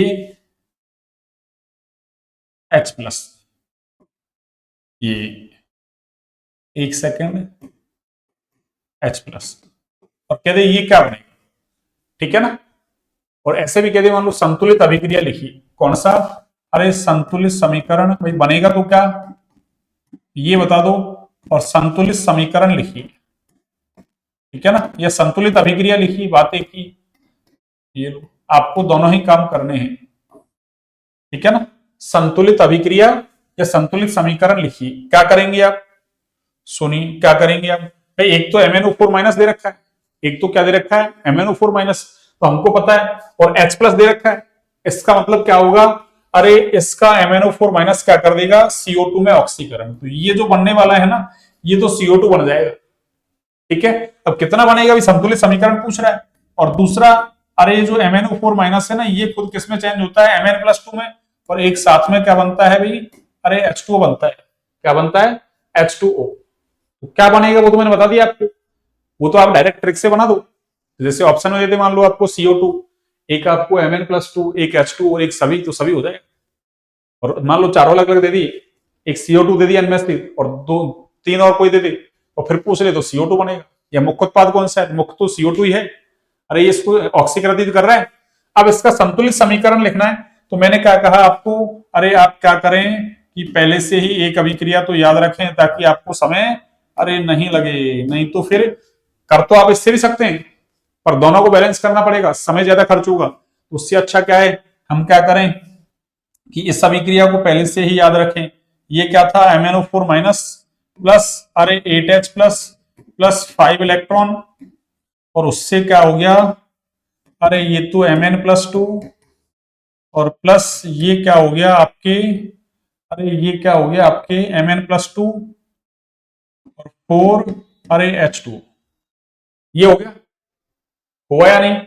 अब दूसरा क्या है मेरे पास, अरे दूसरा मेरे पास ये है C2O4-2, और इसको मैं बैलेंस कर लूंगा, कैसे करूंगा देखो, अरे देखो कैसे करूंगा, C2O4-2, और ये किसमें चेंज होता है? अरे ये तो अपन को पता है CO2 में चेंज होता है। तो ये तो आप कोई सोचे कि एग्जामिनर बता दे, एग्जामिनर क्यों बताएगा? ये तो हमको पता करना है ना। क्या बना वो तो मैंने बना दिया ना। अब सुनो, ये तो हो गया। अब आप क्या करो, इसको बैलेंस करो। देखो इधर सबसे पहले बैलेंस कैसे करते हैं, 11वीं क्लास में सीख रखा है हमने। वो ऑक्सीजन हाइड्रोजन को छोड़कर बाकी के तत्वों को बैलेंस करते हैं। तो देखो ऑक्सीजन को छोड़ दिया जाए तो 2 कार्बन, इधर 1 है, मैं क्या करूं, इसको 2 से गुणा कर दूं।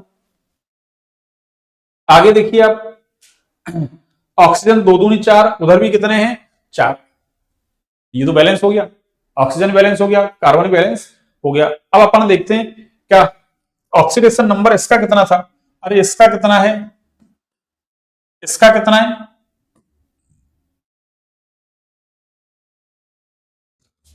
सॉरी, इसका कितना है? अरे इसका +3 है। कितना है? +3 की सर आपको कैसे पता चला? अरे निकालो ना, एक ऑक्सीजन का -2 तो 4 का -8, और बराबर में लेके जाओगे तो उधर -2 चल रहा है तो +8, +8 में से 2 गया तो 6 बचा ना, +6। और ये 2 कार्बन का है तो 1 का कितना, +3। और इधर देखो 1 का 2 दूनी 4, उधर लेके जाओगे -4 को तो +4 हो गया ना। तो इसका कितना है? अरे इसका +4।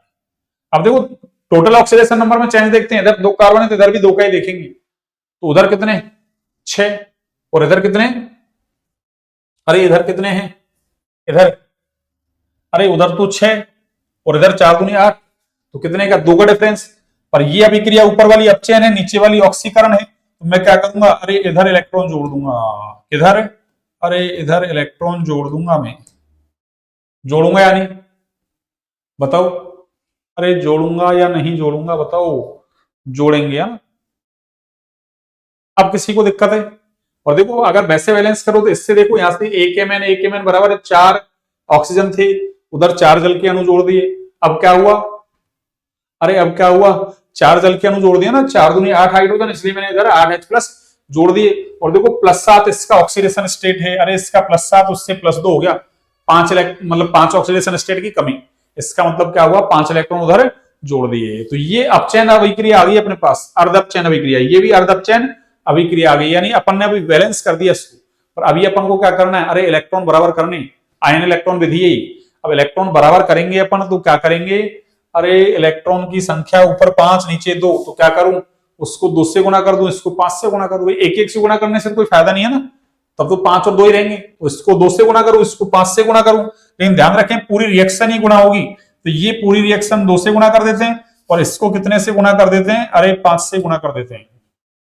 कितने से, 5 से। हो गया, अरे हो गया कि 5 से गुणा। अब सुनिए, जब हो गया 5 से गुणा आपका, तो अब देखिए आप क्या, हाँ जी देखिए 10 इलेक्ट्रॉन से तो 10 इलेक्ट्रॉन कैंसिल हो जाएंगे। उसके बाद देखो कोई कॉमन है, कट पिट रहा है तो काट पीट दो, और नहीं कट रहा है तो जोड़ दो। ऐसे कैसे, अरे कुछ कट पिट रहा है तो काट पीट दो, नहीं तो जोड़ दो। कुछ मुझे तो कटता पिटता नजर आ नहीं रहा, आ रहा है क्या, नहीं आ रहा। और नहीं आ रहा तो कोई बात नहीं, आप क्या करें, इसको जोड़ दें। कि सर जोड़ेंगे कैसे, ऐसे जोड़ेंगे, देखो अरे लेफ्ट वाले एक तरफ जोड़ दो, राइट वाले एक तरफ जोड़ दो, बस। ये लीजिए, कैसे जोड़ेंगे, सुनिए। देखो भाई इनको आगे पीछे तो कैसे भी लिख लो, आपकी इच्छा है, कोई दिक्कत नहीं। आगे पीछे कैसे लिख लो, कोई दिक्कत नहीं है। पर ध्यान रखें 2 से गुणा भी करना है, इसको 5 से गुणा करना है। तो देखो 2 से गुणा करो इसको, तो ये क्या हुआ, अरे 2MnO4, अरे माइनस हो गया, प्लस इसको 5 से गुणा कर दो तो ये क्या हुआ, अरे 5C2O4 माइनस हो गया। आगे भाई लेफ्ट वाले तो यही बच रहे ना, लेफ्ट वाले एक ये और बच गया, 8 दूनी 16H+, अरे 16H+। और आगे क्या करेंगे, अब इसको 2 से गुणा करें तो ये क्या हुआ, 2Mn+, अरे 2Mn+2 हो गया। और 5 दूनी 10 CO2, ये लो, तो 10 क्या हुआ, अरे CO2 हो गया। और 4 दूनी 8 क्या है, अरे H2O, 8 क्या है, H2O, ये लो 8 क्या है, H2O। अब देख लो आप भाई आवेश की दृष्टि से बैलेंस है या नहीं, पहले तो यही चेक करो। देखो यहां करते हैं चेक, देखिए अरे -1 गुणा 2 माइनस का 2, और -2 × 5 कितना, -10, 10 और 2 12, प्लस का 1 × 16, प्लस का 16, तो 16 प्लस का 12 माइनस का क्या बचा, अरे प्लस का 4। ये लो, इधर देखो 2 दूनी 4 प्लस का, आगे तो कुछ है ही नहीं, अरे प्लस का 4 प्लस का 4 कट जाएगा, ये कैसे कटेगा, अरे इधर लिया तो माइनस हो जाएगा ना, 1 + 4 1 - 4 कट के 0 आ जाएगा। ठीक है, अब तत्वों की दृष्टि से देख लेते हैं, तो 2Mn 2Mn, 4 दूनी 8 ऑक्सीजन और 5 चौक 20, 28 ऑक्सीजन होगी, 10 दूनी 20, 8 एकम 8, 28 होगी, और क्या बच रहा है, 5 दूनी 10 कार्बन, 10 एकम 10 कार्बन, 16 हाइड्रोजन, 8 दूनी 16 हाइड्रोजन, इसका मतलब अभिक्रिया बैलेंस हो चुकी है। देखो कितना फायदा हो गया, अरे ये हमको पहले से पता थी, अर्धपचयन अभिक्रिया, बस दूसरी अभिक्रिया को बैलेंस किया है, फिर इलेक्ट्रॉन बैलेंस कर लो, बस क्या बैलेंस कर लो, अरे इलेक्ट्रॉन बैलेंस कर लो, फटाफट काम हो जाएगा, फटाफट काम हो जाएगा। ठीक है, किसी को दिक्कत, एनी प्रॉब्लम, नो प्रॉब्लम। देखिए देख लो, बुक्स में भी यही, वैसे तो बैलेंस करी थी मैंने, बुक्स क्या करेगी, पर फिर भी मान लो बुक्स की है ना, अरे संतुष्टि के लिए दो, 5C2O4 - 2 + 2MnO4 - 16H + 2Mn + 2 plus, अरे 8H2O + 10CO2। ठीक है ना, किसी को दिक्कत है क्या, ऐसे आप बैलेंस कर लेंगे। अब देखो एक उदासीन या दुर्बल क्षारीय माध्यम में, और देख लो उदासीन या फिर दुर्बल क्षारीय, अरे माध्यम में देख लो एक बार, है ना, इसमें क्या होगा, देखो उदासीन या फिर दुर्बल क्षारीय माध्यम में क्या होगा,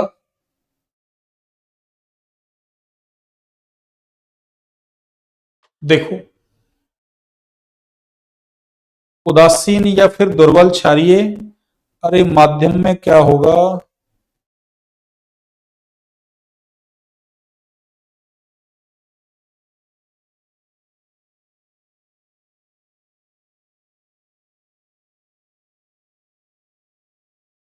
ये लो, ये तो अम्लीय माध्यम की अभिक्रिया तो ये थी ना अपने पास, ये अम्लीय माध्यम। अब उदासीन या दुर्बल क्षारीय माध्यम में क्या होगा, सुनिए, अब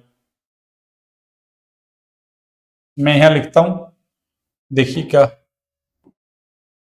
सुनिए,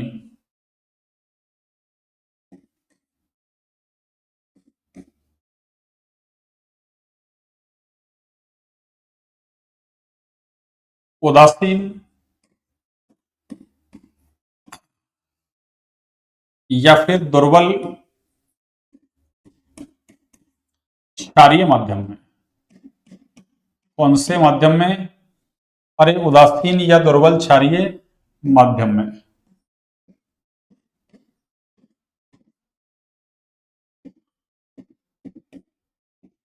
क्या, सुनिए, उदासीन या फिर दुर्बल क्षारीय माध्यम में क्या होगा, देखिए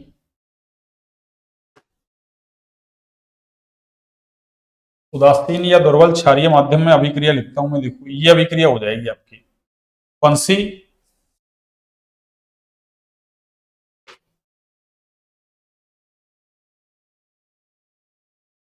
देखो MnO4 माइनस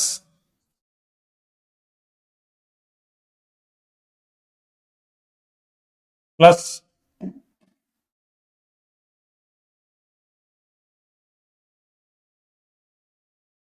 H2,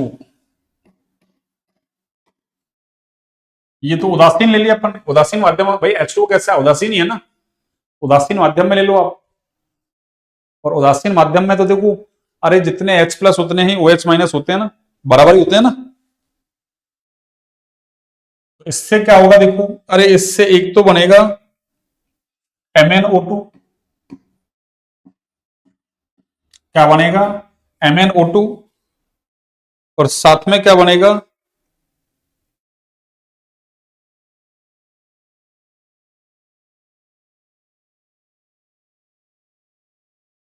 OH-, ठीक है ना, MnO2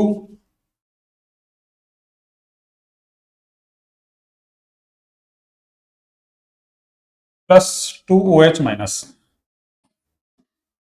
ठीक है ना, और इधर क्या करें, MnO2 हो गया ना, 2H, और ये बैलेंस MnO4 माइनस है ना, प्लस H2O, 2H और 2O, और इसको अगर मैं ये करूं तो 2H2, 4H और 2O, हाँ ये 4OH माइनस हो जाएगा ना, ये लो 4OH माइनस,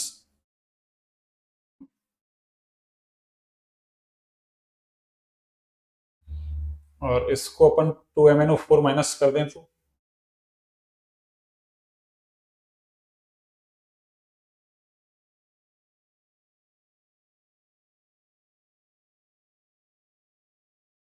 1 सेकेंड,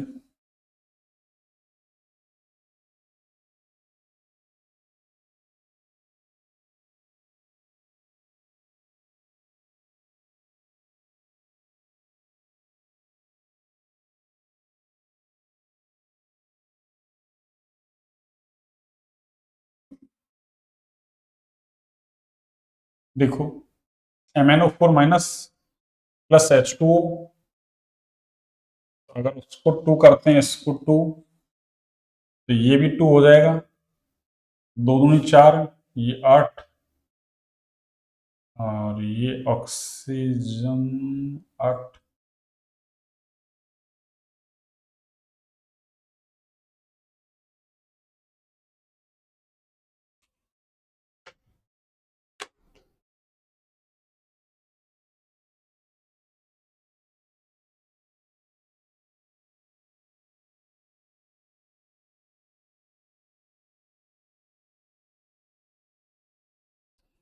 1 सेकेंड,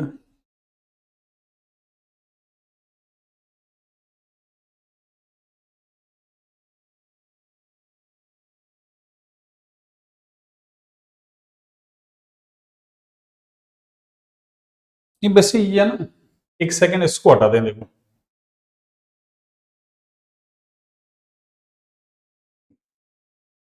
दुर्बल क्षारीय माध्यम में देखो MnO4 minus plus 4H plus, 1 second इसको मैं यहां से इरेज करता हूं, देखो इसी को इरेज करता हूं ना, 4H प्लस प्लस 3 इलेक्ट्रॉन, ठीक है ना,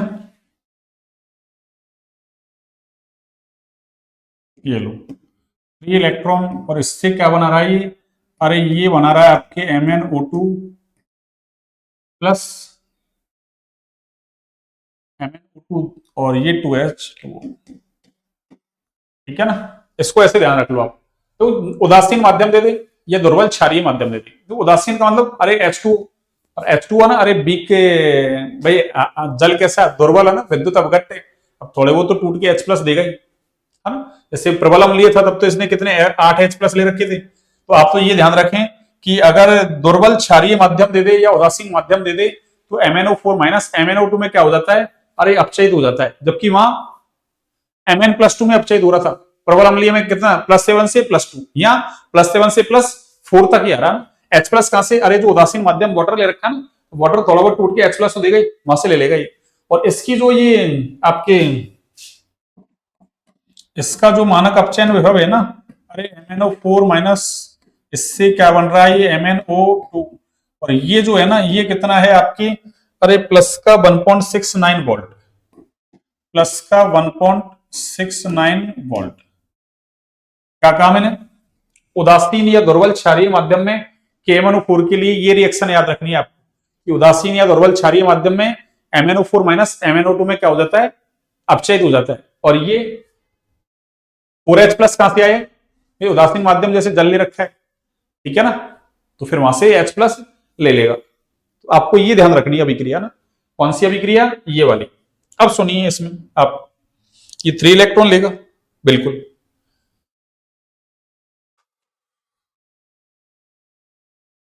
2H2 हो ही गया।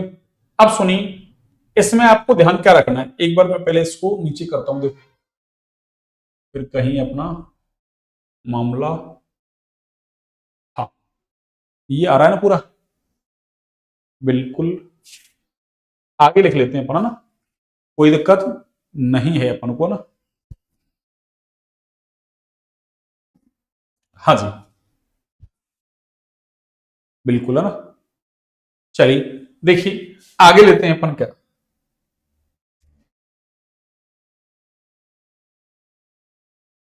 आपको ध्यान क्या रखना है, सुनिए। देखो, एक तो ये क्या करता है, उदासीन या दुर्बल क्षारीय माध्यम में, ध्यान रखें, ये आई माइनस जो है ना, अरे कौन सा आई माइनस, अरे इसको ये किस में चेंज करता है बच्चों, अरे IO3 में, और इसको बोलते हैं हम आयोडेट आयन। कौन सा, अरे आयोडेट। आपको ये याद रखना है, इंपॉर्टेंट है ये अभिक्रिया। तो दो अभिक्रिया इंपॉर्टेंट बता दी मैंने आपको इसमें। ये कौन सा है, आयोडेट आयन। कौन सा आयन है, अरे आयोडेट। जबकि ये कौन सा है, आयोडाइड आयन। इसका मतलब अरे आयोडाइड को ये किसमें चेंज करता है, अरे किसमें चेंज करता है बच्चों, आयोडेट में। ध्यान रखें, वेरी वेरी इंपॉर्टेंट रिएक्शन, ये आपकी वेरी वेरी इंपॉर्टेंट रिएक्शन है। ये लो, आपसे कभी भी पूछ ली जाएगी।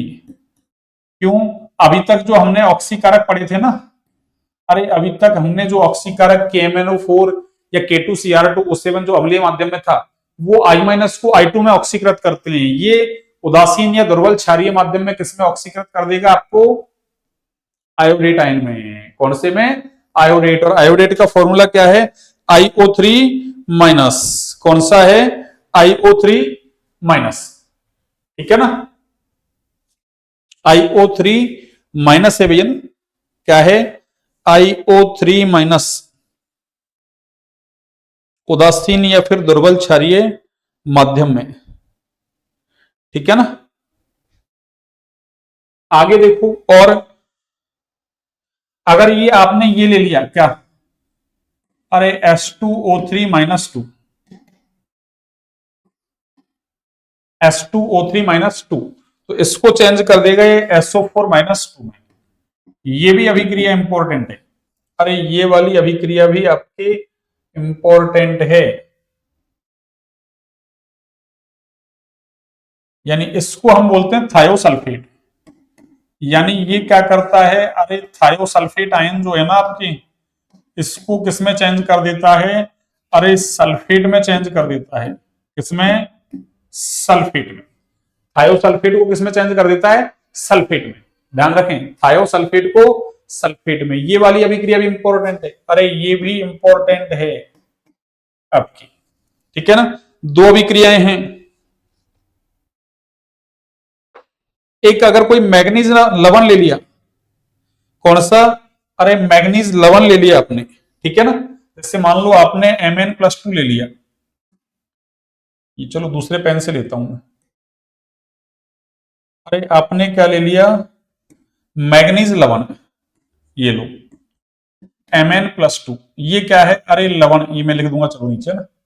मैग्नीज लवण ले लिया, तो इसको किस में चेंज कर देगा ये, अरे ये MnO2 में चेंज कर देगा। ये किसमें चेंज कर देगा, MnO2 में। मैग्नीज लवण को किसमें चेंज करेगा ये, MnO2 में चेंज करेगा ये, ठीक है ना। तो ये क्या है, अरे लवण। ये क्या है बच्चों, लवण, ठीक है ना। मैग्नीज लवण को किसमें चेंज कर देगा, MnO2 में। लेकिन ये जो अभिक्रिया है ना, यहां उत्प्रेरक जो है ना, अरे या तो जिंक सल्फेट ले लो, या क्या ले लो, या तो जिंक सल्फेट ले लो, या फिर जिंक का कोई ऑक्साइड ले लो आप। जैसे ZnO ले लिया आपने, ठीक है ना, जिंक का ऑक्साइड। ये किसका काम कर रहे हैं भाई, अरे ये किसका काम कर रहे हैं बच्चों, ये किसका काम कर रहे हैं, ये वाला या फिर ये वाला, अरे ये उत्प्रेरक का काम कर रहे हैं ना। किसका, उत्प्रेरक का। यानी इसकी उपस्थिति में अगर अभिक्रिया होती है, तो फिर मैग्नीज लवण को ये MnO2 में क्या कर देता है, ऑक्सीकृत। कौन, MnO4 माइनस। तो ये उदासीन या दुर्बल क्षारीय माध्यम की ये अभिक्रियाएं याद रखनी है आपको ना। तीनों ही अभिक्रियाएं इंपॉर्टेंट है, अरे तीनों ही अभिक्रियाएं आपकी इंपॉर्टेंट हैं। एक देखो नोट डाल के लिखता हूं मैं आप, और नॉट डाल के क्या है सुनिए,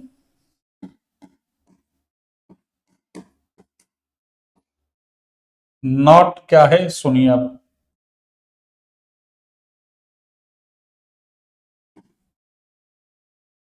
नॉट है आपके क्या कि HCl की उपस्थिति में, HCl की उपस्थिति में मीन्स हाइड्रोक्लोरिक अम्ल की उपस्थिति में, ठीक है ना, KMnO4 का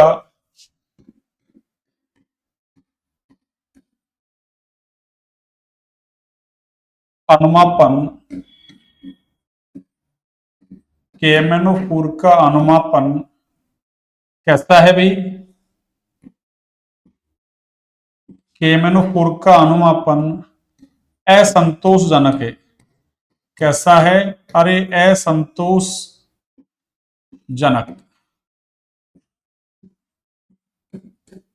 यानी HCl की उपस्थिति में KMnO4 का अनुमापन कैसा है भाई, असंतोषजनक है, क्योंकि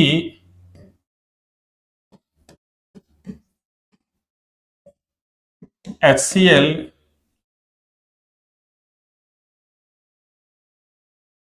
क्लोरीन में ऑक्सीकृत हो जाता है, क्योंकि HCl यानी हाइड्रोक्लोरिक अम्ल क्लोरीन में ऑक्सीकृत हो जाता है,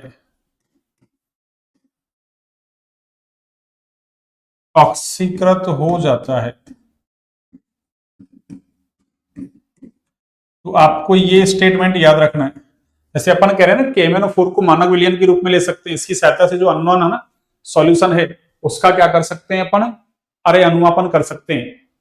तो ये ऑक्सीकारक का काम करेगा, ठीक है ना, किसका, ऑक्सीकारक का। तो अगर HCl की उपस्थिति में करवा रहे हैं तो KMnO4 का अनुमापन कैसा है, असंतोषजनक है। यानी असंतोषजनक का मतलब रिजल्ट सही नहीं आएगा, क्यों, HCl है वो क्लोरीन में क्या हो जाएगा, अरे ऑक्सीकृत हो जाएगा।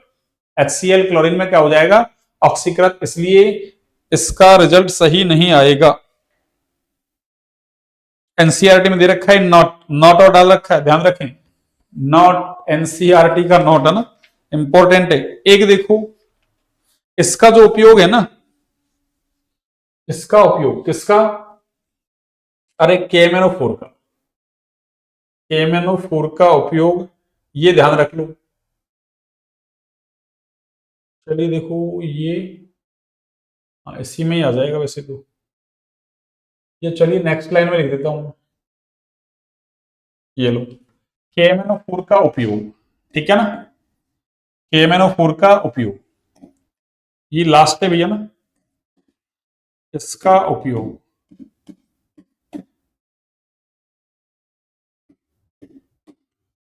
देखो एक तो किसमें कर रहे हैं अपन, अरे प्रबल ऑक्सीकारक के रूप में, प्रबल ऑक्सीकारक के रूप में, प्रबल ऑक्सीकारक के रूप में, ठीक है ना, एक तो ये, दूसरा आयतन मितीय विश्लेषण में, कौन से में, अरे आयतन मितीय विश्लेषण में मानक विलयन के रूप में, किसके रूप में, मानक विलयन के रूप में। अरे मानक विलयन का मतलब क्या है कि इसका जो सॉल्यूशन बनाएंगे उसकी सहायता से जो अज्ञात विलयन है ना उसका अनुमापन कर लेंगे अपन, इसलिए इसको क्या कह रहे हैं, आयतन मितीय विश्लेषण में मानक विलयन के रूप में। और तीसरा इंपॉर्टेंट जो इसका उपयोग दे रखा है, अरे विरंजक के रूप में, विरंजक का मतलब अरे रंग उड़ाने में, ठीक है ना, यानी जो रंगीन वस्तुएं हैं उनको रंगहीन करने में। तो क्या कह रहे हैं अपन, आपकी है ना एनसीईआरटी में तो ऐसी लैंग्वेज है विरंजी कारक या विरंजक, ठीक है ना, विरंजी कारक के रूप में, ये लोग विरंजी कारक के अरे रूप में, किसके रूप में बच्चों, विरंजी कारक के रूप में, ठीक है ना।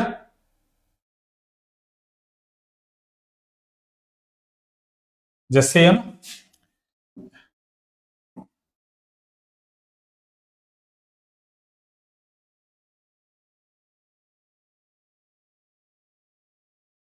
जैसे ऊनी कपड़े हैं, ऊनी सूती कपड़े हैं, ठीक है ना, कॉमा सिल्क, जो सिल्किन कपड़े हैं आपके, है ना,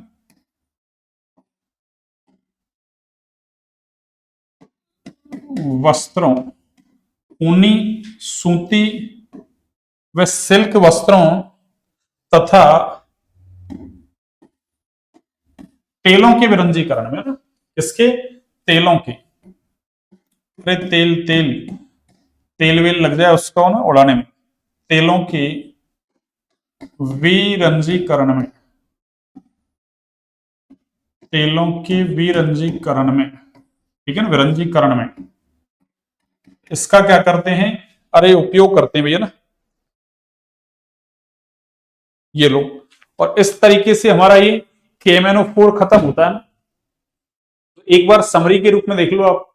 एक तो KMnO4, थोड़ी क्लास देखो आज बड़ी हुई है ना, पर आज मैं कि इसको निपटाना है ना, 1.5 घंटे की क्लास हो गई। एक बार आप शॉर्ट में देख लो। देखो सबसे पहले KMnO4 नाम पोटेशियम परमैंगनेट, लाल दवा भी कहते हैं इसको, इसका जो मतलब बनाते हैं इसको पाइरोलुसाइट एसिड से बनाते हैं। और फिर कैसे बनाते हैं वो तो आपको मैंने बता ही रखा है ना, KOH के साथ संकलित कर दो वायु या KNO3 की प्रेजेंस में, उससे K2MnO4 बनेगा, उसको अम्लीय माध्यम दे दो तो उससे वो असमानुपातन अभिक्रिया दर्शा के और KMnO4 बना देगा। ये तो बनाने की विधि थी। अब अगर आपको औद्योगिक विधि से बनाना है, वही पहला प्रोसीजर तो सेम ही, पहला स्टेप। तो दूसरे में क्या है, जो Mn6 बनेगा ना, उसका विद्युत अपघटनीय ऑक्सीकरण करवा देंगे।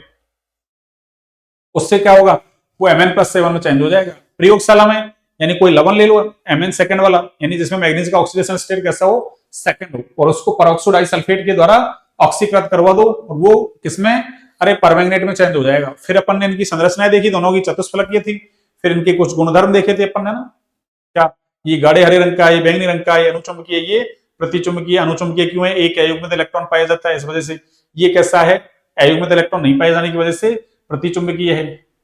ये सारी बातें की थी। इसका उपयोग आयतन मितीय जो अनुमापन है उसमें ना, आयतन मितीय विश्लेषण है उसमें किसके रूप में, मानक विलयन के रूप में करते हैं। इस तरीके से अपन ने पढ़ा था। फिर उसका मैंने कारण लिख दिया, इसका अनुचुंबकीय गुण ताप पर निर्भर करता है। ये सारी बातें ना छोटी मोटी बातें कर ली। फिर अपन ने अम्लीय माध्यम में एक अभिक्रिया लिख दी थी, और उसका अपचयन विभव का मान ना खूब ज्यादा था, इससे KMnO4 से इसलिए प्रबल ऑक्सीकारक का काम करता है। हालांकि क्षारीय माध्यम में है ना, अरे इसका अपचयन विभव ज्यादा है, प्लस का 1.69। इसका मतलब क्षारीय माध्यम या उदासीन जो माध्यम है, दुर्बल है ना, उदासीन या दुर्बल माध्यम है, उसमें है ना अपन ने देखा था दुर्बल क्षारीय माध्यम में प्लस का 1.69 था। पर केवल है ना मानक अपचयन विभव के मान से है ना उसका ऑक्सीकारक जो गुण है वो डिसाइड नहीं हो रहा। यहाँ जो काइनेटिक्स है उस पर भी डिपेंड कर रहा है। बाकी उसको देखने से तो ये पता चल रहा है कि भाई ये ज्यादा होना चाहिए उदासीन या दुर्बल में, अम्लीय से भी ज्यादा प्रबल ऑक्सीकारक। पर ये अम्लीय माध्यम में प्रबल ऑक्सीकारक का काम करता है, ध्यान रखें।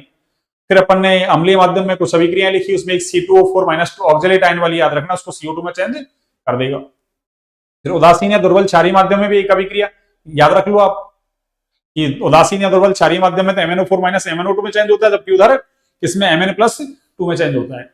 ऐसे याद रख लो आप। और यहाँ आयोडाइड को आयोडेट में, ये ध्यान रखना है आपको। और एक आपके कौन सा था, मैग्नीज सेकंड लवण था, उसमें जिंक सल्फेट या जिंक का कोई ऑक्साइड ले लिया और उसकी प्रेजेंस में उसको किसमें चेंज कर दिया अपन ने, अरे MnO2 में चेंज कर दिया। और एक कौन सा था आपके, एक ये था ना, ये वाला, ये थायोसल्फेट को सल्फेट में चेंज कर देगा, थायोसल्फेट को सल्फेट। ये तीनों अभिक्रिया इंपॉर्टेंट थी। फिर ये नॉट है, नॉट इंपॉर्टेंट है। HCl की जो उपस्थिति है उसमें KMnO4 का अनुमापन कैसा है, अरे असंतोषजनक है, क्योंकि HCl क्लोरीन में क्या हो जाता है, ऑक्सीकृत हो जाता है। और उसके बाद ये कुछ गुणधर्म है, वापस से मैंने लिख दिया, प्रबल ऑक्सीकारक, आयतन मितीय विश्लेषण। और प्रबल ऑक्सीकारक किसमें, अरे ये अम्लीय माध्यम में करता है ना, ध्यान रखें, अम्लीय माध्यम में। पर ध्यान रखें कहीं आप अपचयन विभव से है ना करने लग जाओ। केमिस्ट्री में से अब बात चलते हैं, कुछ कुछ है अपचयन विभव तो ज्यादा है, इस वजह से ये प्रबल ऑक्सीकारक होना चाहिए उदासीन या क्षारीय माध्यम में, दुर्बल क्षारीय में, किससे, अम्लीय से।